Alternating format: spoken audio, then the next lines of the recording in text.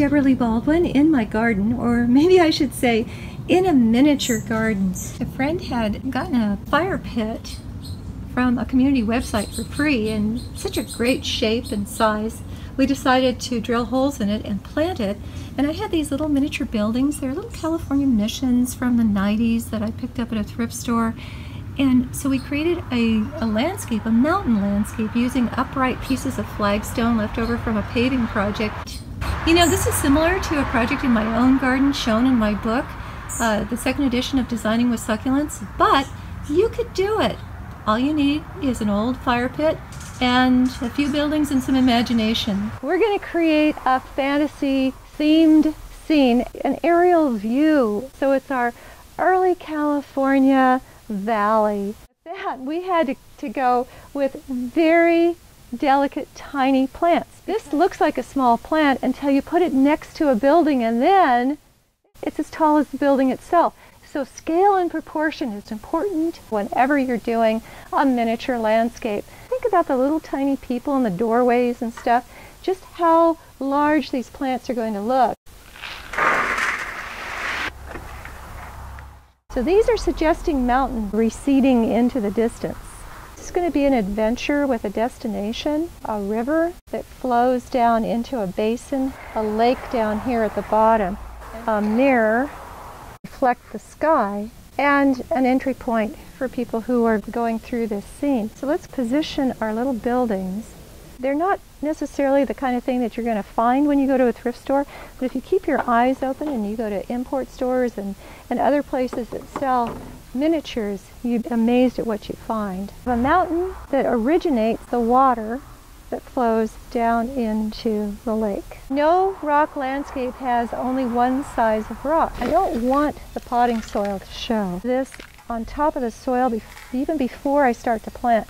These enormous trees, right? They're dwarfing the buildings next to them. Then you want to make sure that you repeat your elements, because that's always pleasing to have some repetition. In my book, Designing with Succulents, the second edition, I have my own miniature landscape, and it does have sort of the same look with the upright flagstone. It's a mean little plant, but is it ever perfect for the scene we're doing? So I'm going to go at it with my long-handled tweezers.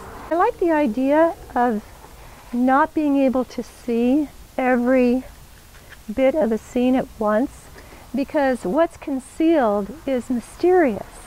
I have it on a Lazy Susan, and so far I've been doing this upside down so that you could see what I was doing, and I'm actually really liking it. I want to put the other cactus back up in here.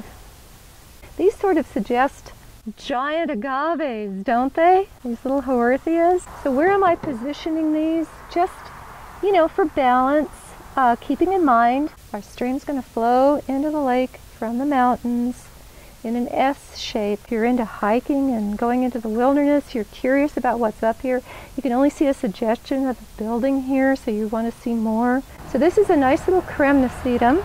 It looks like maybe a shrub that you might plant to create a garden, and it's small, so we'll put it down here. These are not abandoned buildings.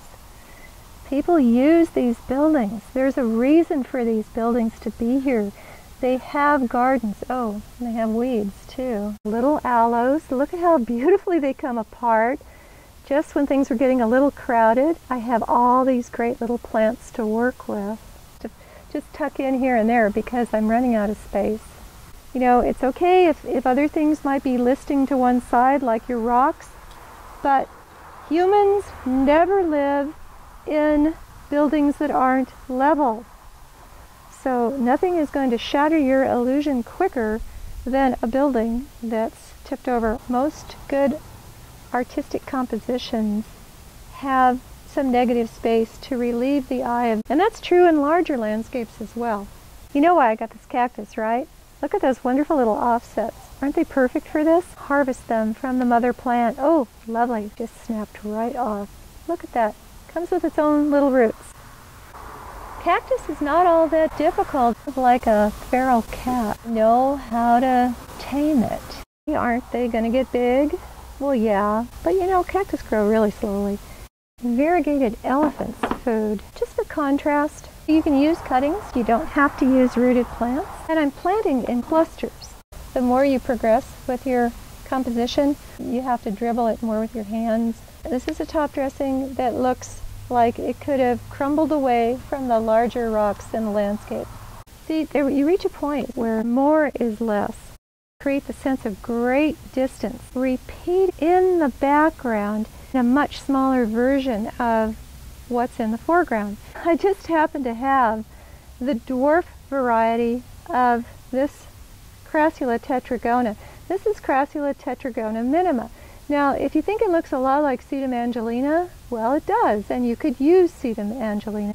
And I just use it as a cutting into that spot. If your vantage point comes like this, here's another spot you're going to be seeing, which is also perfect for more the dwarf Crassula tetragona. Stream beds have the river rock. It's been tumbled by water, so you see a difference in texture.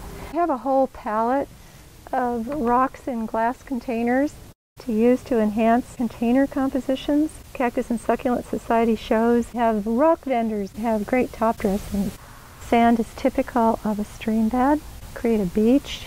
Streams get wider when they reach a lake. Discipline yourself not to do perfectly round or regular.